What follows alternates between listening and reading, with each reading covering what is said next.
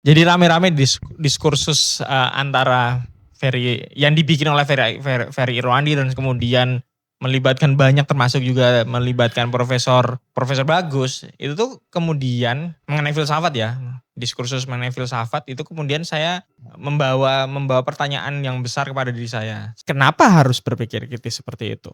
Berpikir kritis itu semakin dibutuhin di zaman sekarang karena informasi yang datang itu tuh semakin lama itu semakin banyak, semakin cepat dan gak karuan gitu. Tiap detik, tiap saat, terutama di media sosial. Jadi kalau kita itu gak punya kemampuan atau tidak mau untuk berpikir kritis, kita tuh jadi gampang terombang-ambing. Kita tuh gampang ikut arus, kita gampang percaya terhadap kebohongan-kebohongan dan malas untuk ngecek fakta yang ada. Kemudian bagaimana caranya kita mulai berpikir kritis? Caranya itu sebenarnya simpel aja sih.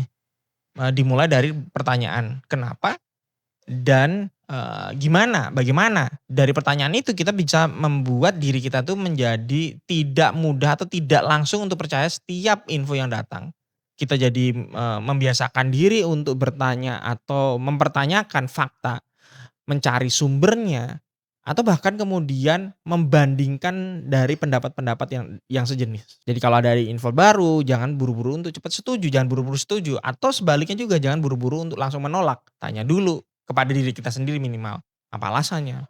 Apa buktinya terhadap pendapat itu? Dengan berpikir kritis, kita tuh jadi membiasakan diri atau memaksakan diri itu untuk lebih banyak mendengarkan, lebih banyak merenung dan bukan hanya sekedar untuk ngomong. Lalu berpikir kritis itu bukan hanya ngomongin bagaimana kita menang debat, bagaimana kita untuk, lebih banyak didengar, tapi ini akan membuat kita membuat keputusan dengan lebih baik.